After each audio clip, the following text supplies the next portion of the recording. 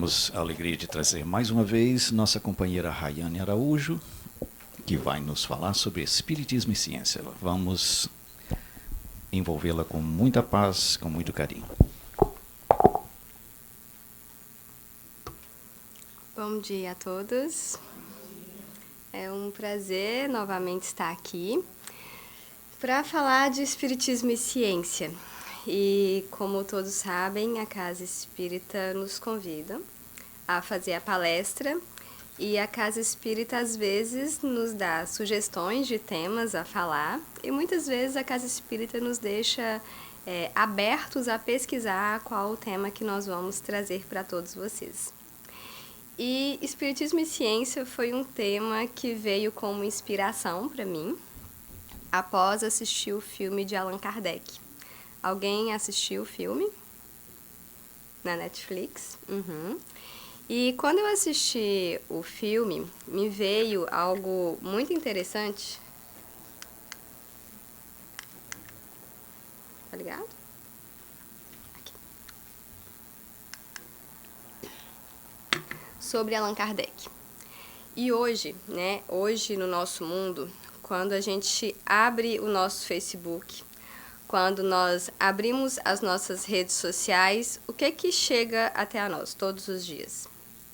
Abri meu Facebook, cada dia mais a gente recebe informações de autoajuda, de superação, de pessoas impactando a vida de outras pessoas, de pessoas trazendo um consolo. Então, às vezes, eu acordo de manhã, no meu WhatsApp tem o quê?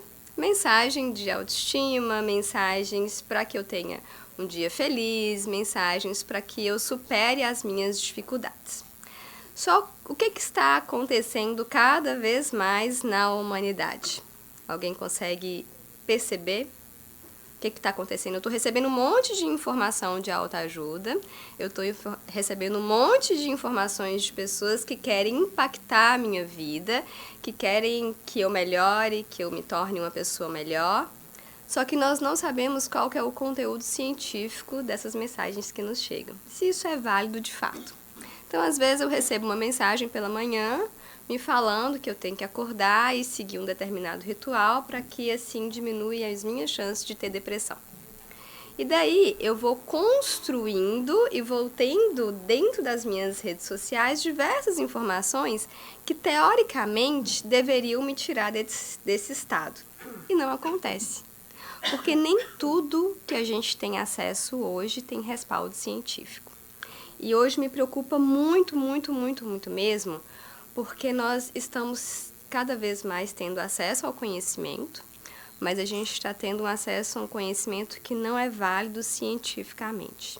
Isso acontece dentro de todas as ciências, né? Hoje nós temos, por exemplo, profissionais da medicina que falam com propriedade científica, mas às vezes tem médicos que não falam com tanta propriedade científica. Nós temos dentro da religião pessoas que falam com conteúdo espírita científico, de embasamento, dentro dos fundamentos espíritas, mas nós temos pessoas dentro da doutrina espírita que não falam de fato do espiritismo. Então, hoje, em todas as áreas, nós temos essa dificuldade de saber qual que é o conhecimento válido. Qual que é o conhecimento que, de fato, vai nos confortar e nos trazer um esclarecimento. E a palestra de hoje tem única e exclusivamente esse objetivo. Trazer para todos vocês a base do Espiritismo. E a base do Espiritismo, para quem assistiu o filme Allan Kardec, ele foi a pessoa que organizou, na verdade, todo o conteúdo da doutrina espírita. Então, ele é um educador, ele é um autor e um tradutor francês. Esse aqui não é o Allan Kardec, esse aqui é o ator do filme, né? Parece muito na hora que a gente olha, mas não é. E ele foi discípulo do reformador educacional. E o que é interessante, assim? Por que os espíritos escolheram Kardec para organizar todo o conteúdo da doutrina espírita? Que aí nós utilizamos, nós espíritas, quem está vindo na doutrina espírita pela primeira vez, quem está vindo aqui à casa pela primeira vez, é importante entender que Kardec foi a pessoa que organizou todos os livros espíritas, né? Então, por exemplo, dentro da religião, de todas as religiões, nós temos a Bíblia, que é comum a todas as religiões. E Kardec, ele vem trazer uma explicação em torno da mediunidade, sobre a vida dos espíritos e também trazer uma explicação sobre os fundamentos da Bíblia. Então, Kardec... Oi, filho. Então, Kardec, ele vem organizar. Só que ele não é qualquer pessoa que os espíritos escolheram, que chegaram aqui à Terra e vai organizar esses conteúdos. Ele é um educador. Na época, ele estudou com Pestalozzi, que era um educador muito forte, que tinha toda uma metodologia própria. E ele foi um espírito escolhido a dedo pela espiritualidade. E tem uma tese de doutorado, que eu estava estudando ela, que traz um significado diferente sobre o termo codificador da doutrina espírita. Nós, espíritas, nós temos o hábito de falar que Kardec foi o codificador da doutrina espírita. Quem é espírita aqui utiliza esse termo, pois não utiliza? Kardec foi o codificador. E nessa tese de doutorado, ele vai falar que Kardec não foi um codificador da doutrina espírita. Ele não foi um mero secretário dos espíritos que chegaram, passaram a comunicação e Kardec compilou isso em um livro. Não foi essa a matemática. Quem assistiu o filme vai perceber que Kardec, de fato, estudou tudo que os espíritos trouxeram. Ele não acreditou, chegou a mensagem, ele não acreditou unicamente no que estava sendo passado ali. Ele pesquisou, ele validou e ele utilizou métodos para isso. Gente, eu tô gripada, essa semana a gripe me pegou. Então, Kardec, antes de começar a escrever sobre o espiritismo, ele já era um escritor. Então, em 1824, de 1824 a 1849, são obras publicadas de Kardec, que é dele. São obras publicadas sobre os estudos dele. Então, ele vai trazer mais estudos na área de aritmética, ele vai trazer de gramática francesa, manual de exames de tipos de capacitações. Então, ele vai trazer muito na área de matemática, na área de química, também vai trazer muito na área de português, né, que é o nosso famoso português, mas na área de linguagem, de literatura. Então, Kardec, ele traz conteúdos na área científica. Ele era um pesquisador da época. E aí, após os espíritos trazerem toda a comunicação, ele começa a compilar, e é importante entender que existe uma diferença entre o escritor.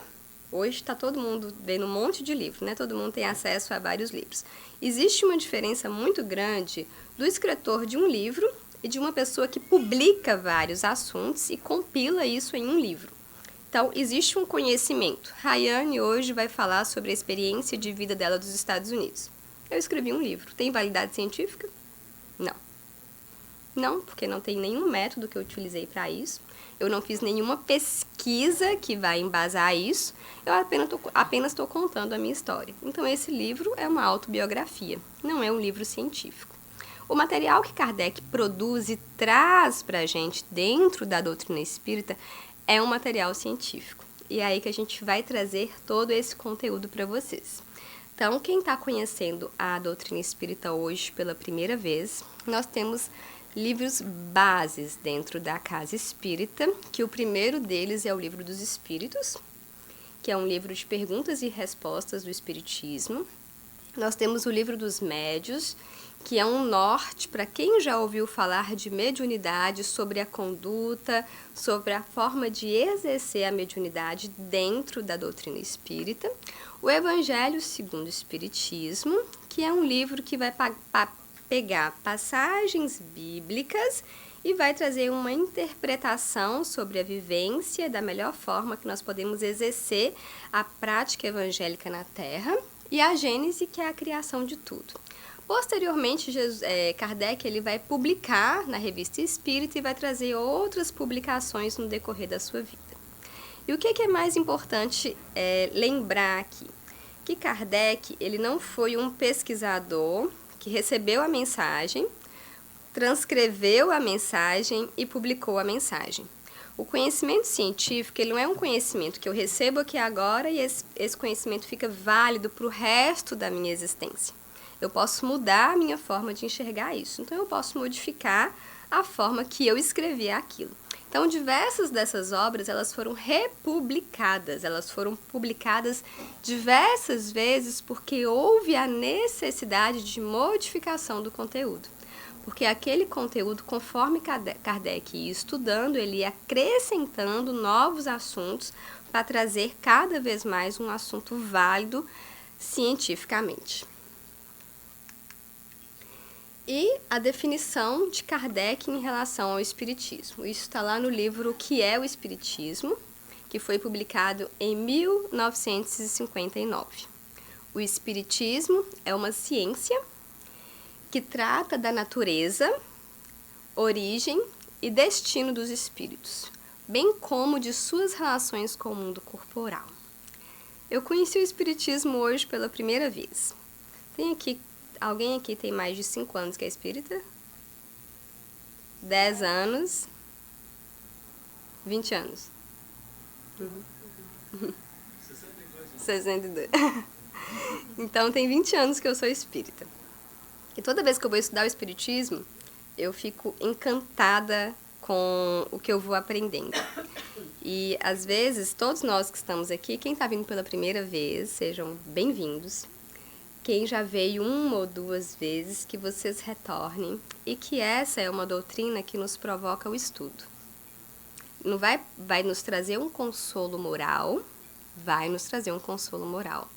mas é uma religião, é uma ciência que nos provoca a estudar dia a dia sobre o porquê das coisas, a causa das coisas e o que tem de sentido na nossa existência. Porque todo espírita, ele tem uma questão que é muito forte dentro dele, que é o sentido das coisas. Nada é por acaso. Tudo tem uma causa e tem um efeito. E a gente sempre vai estar buscando explicações pelo motivo pelo qual nós estamos passando por aflições aqui na Terra. Então, essa é uma das premissas dos espíritas. E as pessoas, quando vêm buscar a doutrina espírita, uma das coisas que ela vem buscar é o consolo. Eu estou passando por uma dificuldade na minha vida familiar e eu venho na casa espírita procurar a causa disso. O que está acontecendo na minha vida para que isso esteja acontecendo? Então, aqui a gente vem buscar o consolo das coisas. E Kardec, na sua magnífica capacidade de compreensão, ele traz, dentro desse conceito de investigar a natureza, a origem, o destino, ele cria um método que quem aí fez faculdade ou quem tem um pouquinho de curiosidade, ele utilizou um método científico na pesquisa dele em relação à doutrina espírita. Quando você desenvolve uma pesquisa em qualquer meio acadêmico, a primeira coisa que você tem que ter é uma observação. Tem um fenômeno aqui, eu vou observar essa situação. Depois eu vou problematizar. Isso é verdade? Isso é mentira? Teve uma manifestação mediúnica aqui, né? Um espírito se manifesta. Eu observo dentro da ciência e eu vou trazer. É real ou não é real? Isso me permite. Nem tudo que o palestrante traz, nem tudo que as pessoas levam até vocês pode ser real. Eu tenho que questionar. E o cientista, ele faz isso o tempo inteiro. Ele traz se é verdade ou não. E eu começo a levantar dados. Eu começo a compilar informações. Isso aconteceu onde? Isso acontece com frequência? Eu começo a levantar questionamentos e dados sobre o assunto. Aí eu vou colocando hipóteses, né? Aí eu acho que isso acontece por conta disso. Aí eu vou testar a minha hipótese. Testar se aquela hipótese que eu estou observando ela é real ou não é real. Eu vou apresentar os resultados dessa hipótese e vou produzir uma teoria. E foi exatamente isso que Kardec fez. Quem viu lá a parte do filme, ele não acredita no que está acontecendo a princípio. Ele coloca um problema. Depois ele começa a levantar dados. Ele começa a trazer informações de um lado, de outro. Ele vai compilando esses dados para posteriormente trazer o que a gente tem de teoria espírita. Então, qual que é o objeto de Kardec? O estudo dos espíritos. O que é espíritos, né? Para quem está vindo pela primeira vez ou quem tem pouco conhecimento da doutrina espírita. Então, nós temos um corpo, né? quando eu estava na evangelização infantil na casa espírita, a evangelizadora me explicou assim, ela colocava um saquinho de pipoca e tinha um corpo, colocava um outro saquinho de pipoca, que era o perispírito, e um outro saquinho de pipoca, que era o espírito. Então, o nosso corpo é a nossa matéria, o perispírito é o que liga o nosso corpo ao espírito, de uma forma bem superficial. Então, o Kardec vai estudar o quê? Qual que é o objeto de estudo de Kardec? O espírito. Qual é a natureza do estudo do Kardec? O que são os espíritos? O que são? É uma pergunta que Kardec faz. A origem. De onde vêm os espíritos? De onde nós viemos? É uma pergunta que também alguém já se fez, eu acredito que todos nós, né? De onde eu venho? Às vezes não cessa se eu falar que eu venho da barriga da minha mãe. Né? Essa não é uma resposta que é válida mais para a gente. Eu quero saber a origem, a causa. Para onde nós vamos? Não é só sair do Brasil e vir para cá. Essa é uma mudança fácil de se fazer. Para onde vai o meu espírito? Para onde vai toda essa vivência que eu tenho, positiva ou negativa na vida? E se nós não nos questionamos, a gente está estacionado em termos de conhecimento. E como os espíritos se relacionam conosco? Como nós nos relacionamos? E aí vai trazer todo o conteúdo moral do espiritismo. Isso aqui é a base de todo o conhecimento científico da doutrina espírita, de uma forma muito superficial, mas também é a base científica de toda a ciência existente hoje na Terra. E hoje, né, eu parei tudo o que eu estava fazendo, né, em termos, eu vou falar de algo pessoal, assim, raramente eu falo. Eu parei tudo o que eu estava fazendo e comecei a me atentar que a gente tem pouco conhecimento científico na Terra, ainda. E um outro dado muito importante, que fazendo os meus estudos, eu vou trazer uma reflexão para todos nós que somos imigrantes. O que faz, por exemplo, os Estados Unidos, a China, países desenvolvidos, serem de fato desenvolvidos, e o que faz países subdesenvolvidos continuarem subdesenvolvidos, sendo mão de obra que a gente fala mão de obra primária. Qual que é a diferença desses países, de uma forma muito superficial? Qual que é a diferença de um país para o outro? O que a teoria nos diz? Tanto no meio empresarial, tanto no meio médico, tanto no meio psicológico. O que difere um país de outro? O que difere uma população de outra? E o que faz nós, imigrantes, continuarmos sendo mão de obra primária? Porque nós somos mão de obra primária. Alguém sabe? Qual que é a diferença? Qual que é a característica principal que difere um país de outro? Quem falou?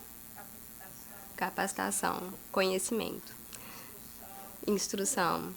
Então, o que diferencia um país de outro chama-se conhecimento.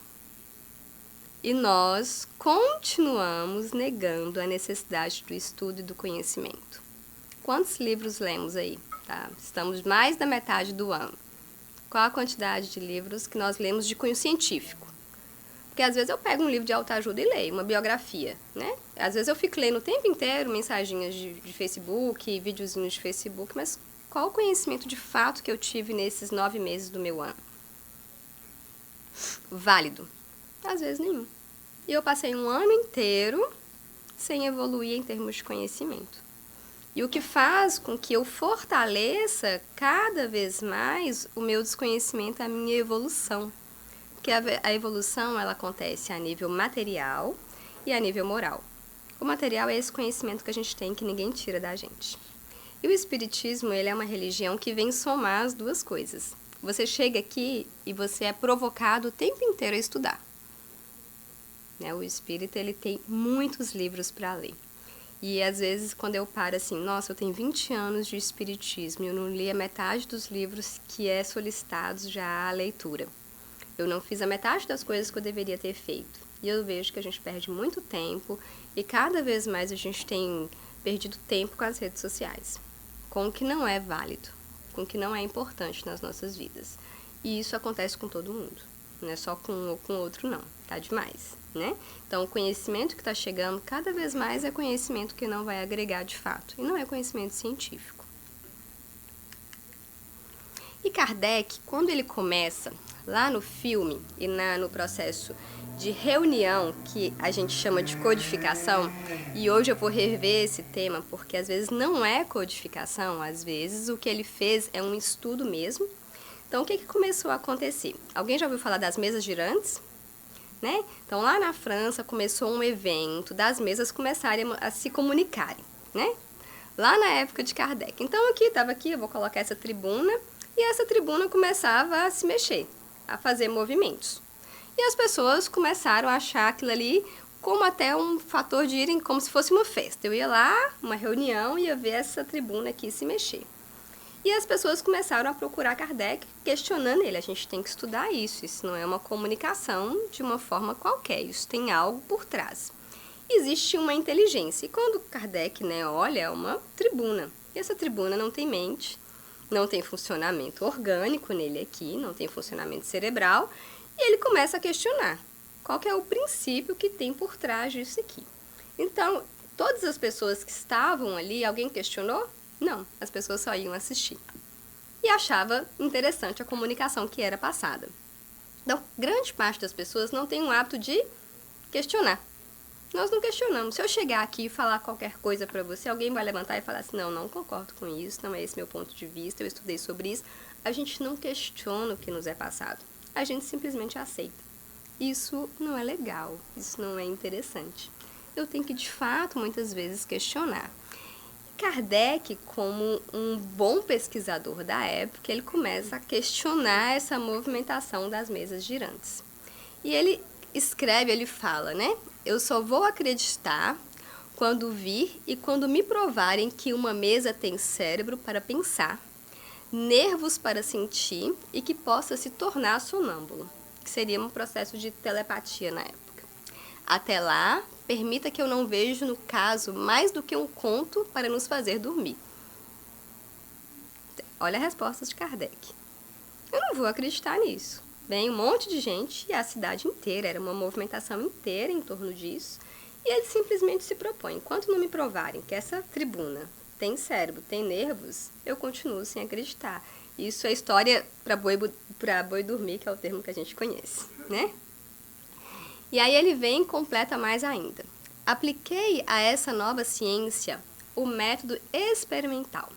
O que é o método experimental em termos de ciência? É onde eu participo da ciência. Eu sou o observador, mas eu estou vivenciando o que está acontecendo ali.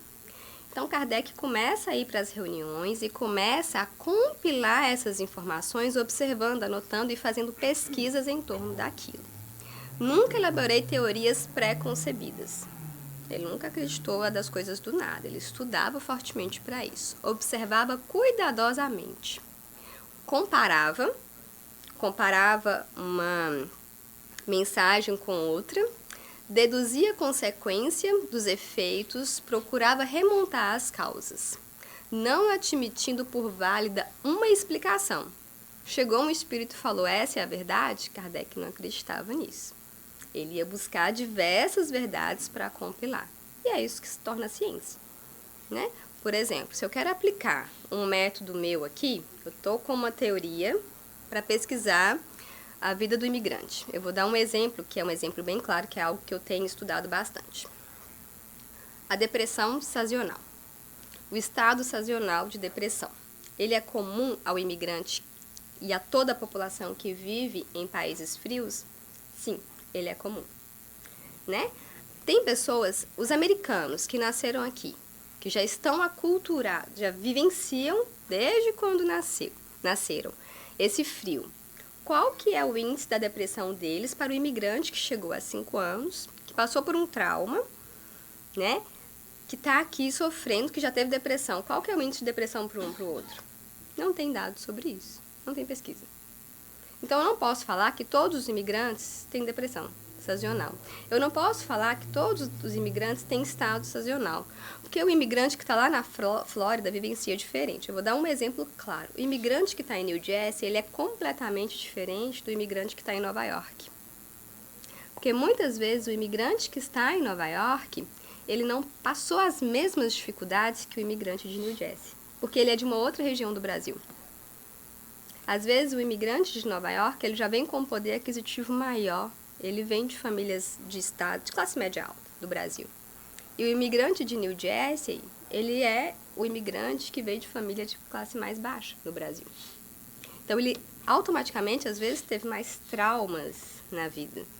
Ele teve que fazer algumas travessias mais difíceis do que o imigrante que tirou um visto de turista, já vem com visto de trabalho e já está lá se consolidando. Então, eu não posso falar que todos os imigrantes que estão vivenciando o período vai passar por um estado de depressão sazonal. É diferente. Isso é pesquisa. Aí eu venho e aplico aqui um questionário para 100 pessoas e vou compilar. 100 pessoas de New Jersey, diferentes de Nova York, estão vivendo esse e esse sintoma. Então, isso eu vou fazer na ciência. Eu não posso simplesmente chegar e falar. É muito fácil chegar e falar, é uma constatação. Eu observo, às vezes eu costumo assim, eu observo que está todo mundo mais triste, né? Vai chegando esse período do ano, é muito comum, né? Por exemplo, a bebida, o álcool, ele é mais comum nas épocas mais quentes do ano, porque as pessoas ficam mais eufóricas, né? Então as pessoas tendem a sair mais para beber, a se reunir mais para beber. Quando vai chegando o inverno, existe um processo de bebida mais dentro de casa, então é uma bebida mais solitária. Mas o ato mais compulsivo acontece no período mais quente. Por isso, muitas vezes, que no Brasil, um país muito quente, o alcoolismo ele é muito mais alto. Entende? Essa diferença entre uma coisa e outra? E Kardec, com toda a sua sabedoria, com todo o seu conhecimento científico, ele vai compilando todas essas informações. E ele questiona tudo que chega até a ele. E quais são as hipóteses de Kardec? Recebeu uma mensagem, primeira coisa que ele acha é fraude. Fraude dos espíritos, fraude do médium, fraude da pessoa que está ali passando a comunicação. Ele não descarta a fraude nas primeiras comunicações. É tanto que quem assistiu ao filme vai perceber, poxa, como Kardec é teimoso, né? Como ele é difícil para aceitar as coisas. Quem não assistiu, assiste. Porque no início eu falava assim, nossa, tá óbvio, né? Porque a gente já conhece o espiritismo. Mas ele foi teimoso, né? Ele teve um olhar muito crítico. Ele achou que poderia ser uma alucinação, uma loucura. E eu lembro quando eu estava na faculdade, uma das coisas e hoje eu vou apresentar daqui a pouco, que quando eu perguntava para o meu professor de psiquiatria qual que é a diferença, e eu já era espírita, eu já conhecia sobre a mediunidade, eu já via médiuns no meu meio familiar, e qual que é a diferença de uma pessoa que escuta vozes para uma pessoa que é médio de uma pessoa que está tendo um surto psicótico? Porque dentro da psiquiatria, a pessoa que escuta vozes e vê coisas que ninguém está vendo é diagnosticado como esquizofrênico. Imagina um adolescente de 12 anos, né, que eu sabia que tinha o espiritismo, mas que também tinha esse diagnóstico clínico na área médica, a confusão. E nenhum médico, na época que me dava aula, materialista, né, todos falavam, não, é psicose.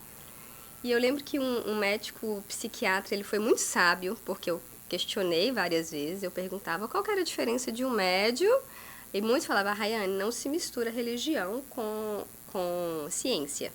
A religião e a ciência, elas não se misturam, não é bom você trazer esse conteúdo. Hoje já está tudo mudado, da minha época, né, há 10 anos, há 15 anos atrás. E uma frase que ele me trouxe, que até hoje eu falo muito nas minhas palestras, chama-se o conteúdo da mensagem. O conteúdo da mensagem vai dizer se é uma alucinação, uma loucura, dentro de um quadro psicótico, ou se é uma mensagem mediúnica. O conteúdo da mensagem, ele não é para você, ele é para a humanidade. Ele é amplo. Por isso que a mediunidade, ela é muito bonita, né? Se tem médios trazendo mensagens para você do que você tem que fazer amanhã, de como é que você tem que se portar, coisas muito pequenas, questione. Isso não é mediunidade válida. A mediunidade, ela é muito mais ampla. Ela é um socorro para todos nós. E Kardec vai questionar isso na época, né? Olha a época. Um fenômeno físico, ele achou que era apenas um fenômeno físico. Ele também achou que era coisa do demônio, do Espírito Santo. Ele também achou que era um inconsciente coletivo. E o mais interessante é porque na época não ainda se falava de inconsciente, porque estava ali, Freud estava na época, e consciente coletivo menos ainda, porque foi Jung que trouxe isso. Telepatia, não existia essa palavra, que seria o reflexo do pensamento. Então, às vezes, eu tenho um processo de telepatia com a Maura, a gente tem uma transmissão do pensamento e eu passo uma mensagem que pode ser mediúnica. Isso não é mediunidade, né? Isso é um conceito de telepatia que tem profissionais que fazem isso. E clarividência. Mas, qual que foi a resposta de Kardec? Mas não nos devemos apressar em atribuir aos espíritos tudo quanto é insólido e não se compreende. E às vezes, quando a gente começa a frequentar a casa espírita, eu começo a atribuir tudo ao espiritismo.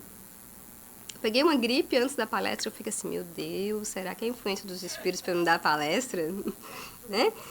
Eu caí, eu bebi muito, meu Deus, será que é uma influência dos espíritos para que eu beba muito?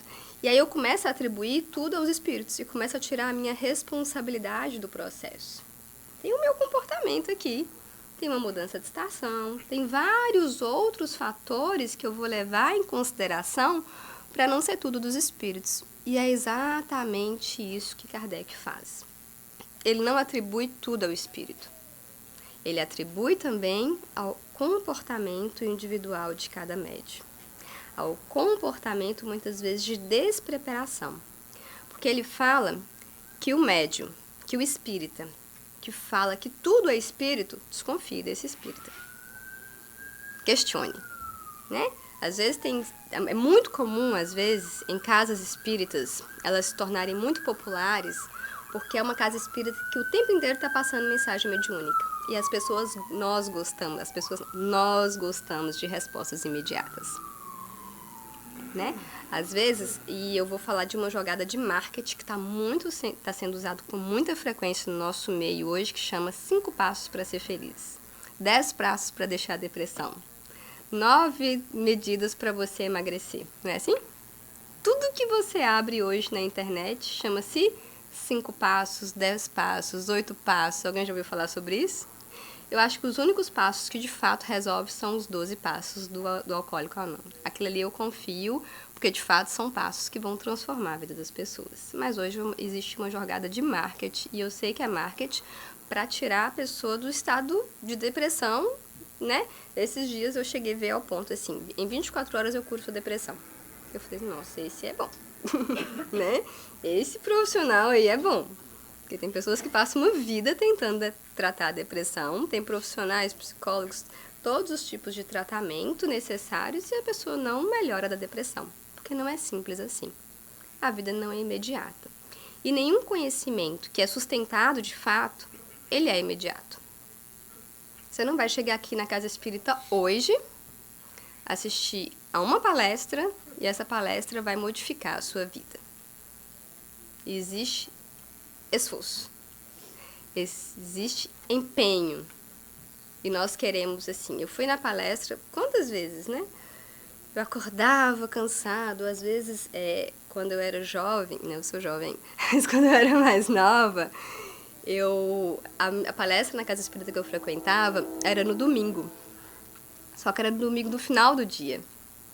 E os jovens da minha idade, eles tinham que passar o dia inteiro, claro, sem ir em festas, para poder conseguir ir na casa espírita no final do dia.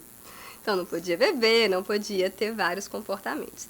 E, às vezes, você se preparava o dia inteiro para ir, se renunciava a diversas atividades e chegava lá e a palestra era ruim. Não era uma palestra que, de fato, veio consolar. Né? É uma palestra como essa, às vezes. Ela vem trazer mais conhecimento. E é mais exigente. Porque uma palestra de consolo, a gente tem que falar de Jesus. Né? Uma palestra de consolo, a gente fala de diversos livros da doutrina espírita que vai consolar. Mas dentro de uma casa espírita, a gente tem que equilibrar o que é consolo e o que é teoria. Porque nós temos que aprender sobre aquilo que nós estamos frequentando. Então, exige de nós uma frequência, uma persistência. E isso eu convido a todos a não ficarem vindo só na palestra de domingo. né? Se vocês querem de fato modificar a vida de vocês. Eu convido vocês a frequentarem os estudos da Casa Espírita, a lerem os livros da codificação, que não é uma codificação, é uma pesquisa científica ampla, para vocês entenderem cada vez mais o belíssimo conteúdo da religião que vocês estão frequentando. E o que fez Kardec depois de levantar todas essas hipóteses? Isso aqui é fraude, né? Essas mesas que estão ali se mexendo é fraude. Esse médico que está passando essa comunicação é fraude, ele está tendo uma alucinação. O que fez Kardec falar assim, não, para aí, que agora eu vou considerar isso como verdadeiro. Eu vou começar, de fato, a pesquisar sobre isso. Kardec começou a fazer a pergunta, tinha uma reunião, né? A reunião... Gente, vamos desmistificar a ideia da mesa branca, toda essa questão, né? Às vezes a mesa fica ali, né, para o médium escrever, para poder passar a mensagem. Mas o que acontece? Kardec fazia a pergunta mentalmente, no filme tem isso, e a resposta vinha. E ele começou a fazer parte do processo que a gente fala do método experimental. Os textos que eram passados eram muito acima do nível cultural ou fora de conhecimento dos médios. A mesma coisa de chegar uma mensagem para mim sobre um conhecimento de física, que eu não sei nada de física, na área de exatas, e eu não saber nada sobre isso. Então, ele começou a considerar isso como se tivesse, de fato, uma comunicação mediúnica. O uso de outras línguas, então o médium começou a trazer mensagens que não era da língua dele, ele não tinha conhecimento prévio nenhum dessa língua, eu gostaria muito que isso acontecesse para aprender esse inglês bem mais rápido, né? Outras línguas também, mas era uma outra língua, e escrever com a mesma caligrafia do espírito, porque ele fez uma comparação. E uma habilidade poética. E eu tenho um livro na doutrina que chama Parnaso do Além-Túmulo, que é o livro de Chico Xavier. Meu Deus, esse livro, assim, e quem tem filho, jovem, pequeno, comece a colocar seus filhos para lerem poesias, assim, porque é um livro que tem autores belíssimos, né, dentro dos poetas do mundo inteiro, e ele demonstra exatamente isso, que Chico, às vezes, pode ser que ele nem tinha o conhecimento poético de que estava sendo escrito ali, ele escreveu esse livro com um conteúdo gigantesco em relação à poesia. E aí vem a compilação de que faz Kardec entender que eu tenho que estudar e validar esse conhecimento. Mas, na ciência, você acumula evidências. Você não tem certeza absoluta de nada. Se alguém falar assim, porque você sofreu um trauma e isso vai acontecer isso com você, não existe determinismo na vida. Vamos reconsiderar isso. A gente acumula evidências. Não existe nenhuma teoria definitiva, é tanto que Kardec mesmo fala. Se a ciência chegar e comprovar do que eu falei tá tudo errado, vai lá e segue a ciência. Claro que eu estou com outras palavras, né? Vai lá e segue a ciência. E ele tinha essa abertura, porque só uma pessoa que produz conhecimento sabe que isso pode ser modificado. E Kardec, ele teve ampla comunicação no mundo inteiro. Quando ele começou a escrever, ele comunicou com vários outros países. Se eu não me engano, acho que foi mais de 200 comunicações em diversas partes do mundo que foi chegando teorias diferentes para ele. Então, Kardec, além de trazer todo esse conhecimento que é a base do espiritismo, eu apresento para vocês o conceito de um cientista, que hoje está tão difícil de encontrar no mundo. A gente ler conhecimentos científicos. Eu vou fazer uma pergunta aqui. Nos últimos 3 meses, quem leu um artigo científico? Entende? Né? 2 pessoas. Então, quanto tempo a gente está aí perdido sem ler, de fato, algo que vai ser verdadeiro para o nosso conhecimento? Nos últimos 2 meses, quem viu mensagens de Facebook? De textos de Facebook? Acho que todo mundo, né? Que não sabe se é verdadeiro ou não. E os estudos de Kardec no meio científico? Kardec foi lá em 1800 e pouco. E aí eu vou trazer para vocês algo que eu me deparei. Quando eu comecei a preparar a palestra, e essa palestra veio através do filme, aí André me pressiona sempre, Rayane, cadê o tema da palestra? Cadê o tema da palestra? Aí eu passei o tema, e eu me lembrei, eu já até citei isso aqui em uma outra palestra, que uma vez eu estava em um congresso de neuropsicologia, em São Paulo, e lá estava reunido os maiores neuropsicólogos do Brasil. E dentro de um seminário existia um tema que era mediunidade. Mediunidade no Congresso de Neuropsicologia. E eu achei, sempre fui espírita, eu falava, meu Deus, mediunidade no Congresso de Neuropsicologia, eu vou, né? E quando eu cheguei na sala, todos os neuropsicólogos estavam lá. Aqueles mais os doutores, o PhD, estavam lá para assistir a palestra do médico, que era o Leonardo Cacheta. E eu descobri que o Leonardo Cacheta faz parte de uma equipe de pesquisadores que estão no Brasil, que traz conteúdos de estudos de extrema importância para todos nós. E o que eu vou trazer aqui hoje para vocês, eu gostaria que todos começassem a seguir essas redes sociais, porque eu falo assim, são conhecimentos válidos. O Leonardo Cacheta, eu descobri que, na verdade, ele tinha acabado de fazer uma pesquisa, porque eu participei desse congresso em 2014. Então, essa pesquisa foi em 2013, e ele estava lançando a pesquisa dele nesse congresso, que era sobre... Eu tenho um estudo aqui posteriormente, que era sobre a comunicação dos médios, que elas foram monitoradas através de ressonância magnética. Então, eles trouxeram médios aqui para os Estados Unidos, para o estado da Pensilvânia, e o médio entrava em processo de comunicação mediúnica e ele era monitorado através de ressonância magnética e ali eles avaliavam se aquelas mensagens eram verdadeiras ou não, se eram reais ou não. Então, é um estudo científico em relação a isso. E o que mais me chamou a atenção na época? A cara dos pesquisadores. Todo mundo com a cara de deboche, infelizmente, sim. Né? Todos os pesquisadores achando que aquilo era uma falácia, não tinha nada de científico no que esse pesquisador estava trazendo, que muitas vezes é o que as pessoas falam quando a gente está falando de espiritismo. A gente ainda vivencia isso. A ciência e a religião, elas têm uma briga há muito tempo na humanidade. E hoje a gente considera que a religião ela existe sempre. E que a ciência cada vez mais está se abrindo a estudar tudo que a religião se propõe a estudar, né? Já está ali compilado há muito tempo. Isso é muito bonito de se acompanhar, porque na verdade não tem uma briga, eu costumo falar entre a mente e o cérebro, né? Um completa o outro. A religião e a ciência, elas se completam o tempo inteiro. E aí eu descobri o Alexander Moreira Almeida. Ele é o coordenador de um núcleo de pesquisas de espiritualidade na Universidade de Juiz de Fora. Alguém já ouviu falar sobre ele? Já. E eu percebi que às vezes eu conhecia o Leonardo Cacheta, eu assisti a palestra dele, comprei o livro de neurociência dele, ele é um médico, psiquiatra, neurologista, um médico assim, muito bom.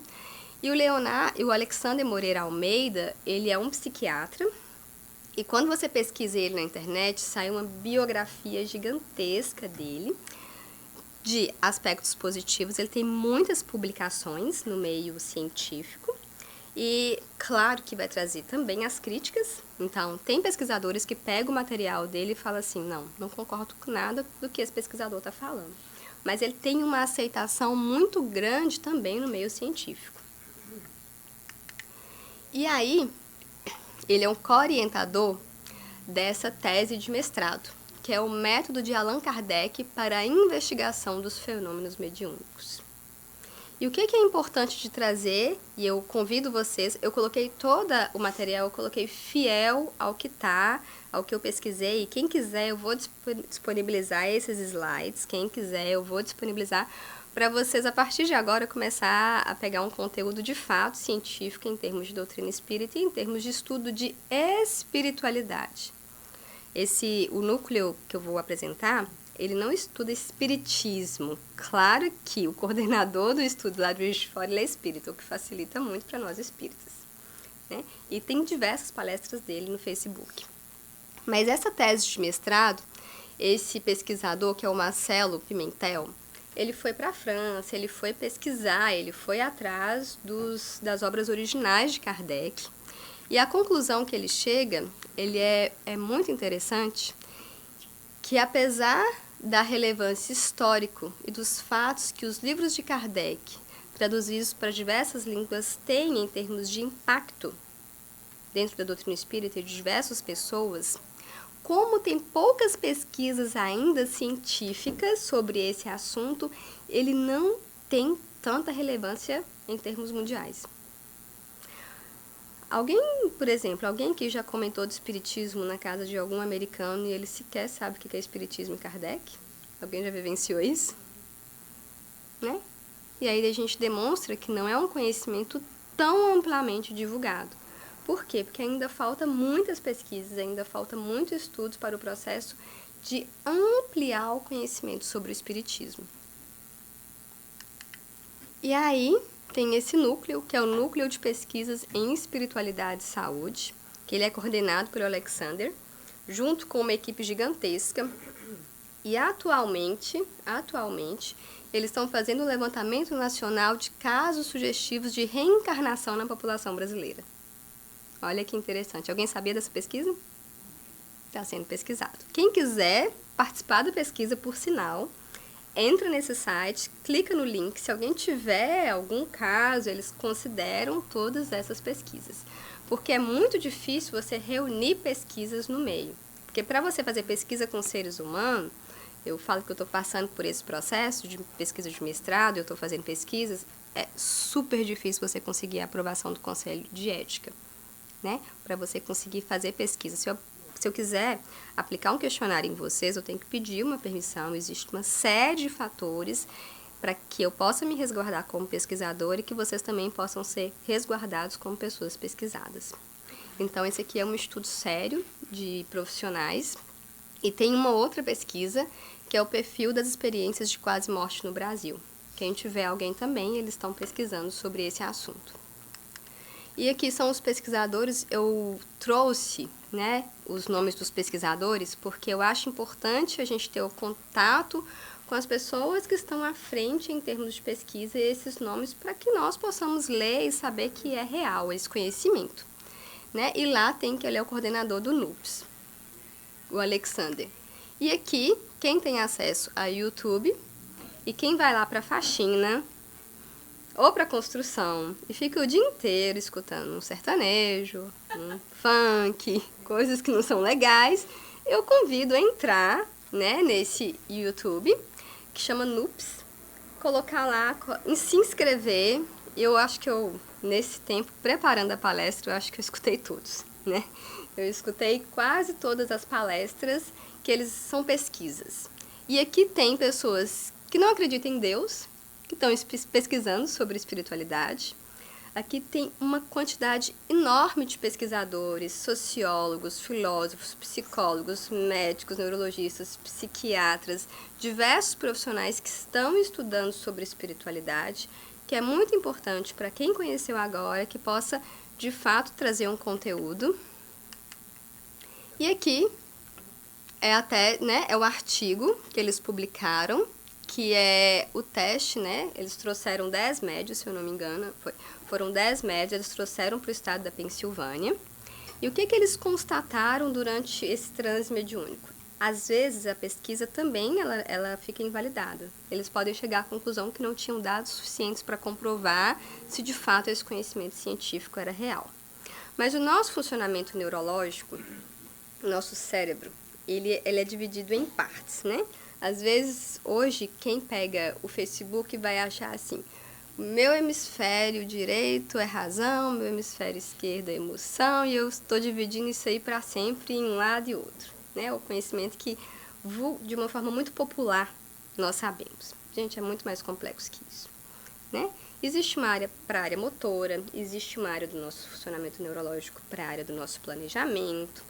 A nossa visão está aqui atrás, então se eu tiver uma lesão aqui, pode afetar a minha visão aqui na frente. Então, cada parte do meu cérebro, ele tem um lugar específico que vai afetar. Aí vem a grande questão dessa testagem aqui. Quando os médicos estavam lá passando, né, fazendo o processo de psicografia, alguns conseguiram, alguns outros não conseguiram, é exigido que tenha coordenação motora para escrever, um pensamento reflexivo sobre o assunto, né? Eu tenho que pensar, se eu estou passando uma mensagem, se eu estou falando aqui para vocês, tem que ativar a minha área da linguagem, tem que ativar a minha área da fala, vai ativando diversas áreas. E nessa testagem aqui foi comprovado que não ativou. Não ativou o que era para ativar no funcionamento neurológico dos médios. E aí foi um dado, claro, de extrema importância para o meio científico, porque deveria ter uma outra mente ali passando a comunicação. Por isso que é uma pesquisa sobre mediunidade. É muito importante para quem está frequentando a casa espírita saber que tem pessoas, que tem pesquisadores, e o Alexander, o Leonardo Cacheita está ali em cima, ó, como pesquisadores. O vídeo que vocês vão encontrar no NUPS é do Júlio Pérez. Então, esses pesquisadores estão trazendo uma apresentação de todas essas pesquisas. E tem uma outra pesquisa também que o NUPS está fazendo, que é investigando a concordância e a exatidão na escrita alegadamente mediúnica, um estudo das cartas de Chico Xavier. Então, eles pegaram as cartas de Chico e também questionaram, será que é fraude? Será que Chico implantou uma pessoa na casa dessa pessoa antes? Olha para você ver como é que um pesquisador pensa. Implantou uma pessoa na casa da pessoa que foi lá pegar. Então, começa a trazer diversas hipóteses para saber se as cartas, de fato, elas são mediúnicas. Então, isso é ciência, questionamento. E aqui também tem esse estudo. Quem tiver interesse, tem o vídeo, tem o artigo, está no site. É um estudo que eu também indico todos fazerem. E uma pesquisa que também está lá, que é a religiosidade e a espiritualidade e o consumo de drogas. No Brasil, existem as comunidades terapêuticas para dependentes químicos. Alguém já ouviu falar? De algum familiar que foi, né, internado? Às vezes a internação acontece, né, antes acontecia de uma forma involuntária, hoje cada vez menos, ainda bem, né? Só em casos extremos que ainda é necessária a internação involuntária da pessoa. Mas um dos princípios básicos da internação em comunidades terapêuticas é a religião, como uma forma de sustentar a recuperação dos dependentes químicos. Isso é muito importante, porque aí vem uma pesquisa e faz essa validação sobre a espiritualidade no tratamento de dependência química. E nós vamos trazer uma diferença entre a religiosidade e a espiritualidade. E nós espíritas sabemos, né, que a gente não tenta trazer ninguém para a doutrina espírita se ela não quiser vir. A pessoa vem, ela está na religião que ela precisa estar. Às vezes eu não me senti confortável na casa espírita. Eu prefiro estar numa igreja evangélica ou numa igreja católica, mas que vá e frequente. Vivencie a sua espiritualidade, vivencie a sua religiosidade em qualquer lugar, né? Em qualquer templo religioso, mas que você se sinta confortado a fazer isso. E essa pesquisa vai trazer a importância na recuperação das pessoas. E é válido cientificamente, porque até então um conhecimento que não era válido, ele começa a ser validado cientificamente como real, porque existe uma metragem. De todas as 50 pessoas que estavam aqui internadas, aquelas que tinham uma religião, elas se recuperavam mais facilmente daquelas que não tinham. Essa foi a testagem. E só para título de curiosidade, por exemplo, os micro-organismos, as infecções, né, quem trabalha, já trabalhou na área médica, não, antes as pessoas, os médicos, né, da época, não acreditavam que existiam micro-organismos, bactérias, não acreditavam. Então eles acabavam de fazer uma autópsia, né, de um cadáver e lá fazer um parto, porque eles não acreditavam que isso existia, né? E foi percebido com o tempo de que as mulheres estavam pegando infecções e morrendo após o médico fazer esse procedimento. E um pesquisador começou a questionar, o que vocês acham de lavar a mão, né, antes de passar de um procedimento para o outro? E os médicos daquela época questionaram esse pesquisador. E ele trouxe uma teoria que tinha de fazer todo um processo de, como é que chama? Asepsia, né, para que você pudesse fazer outro procedimento. O que aconteceu com esse pesquisador?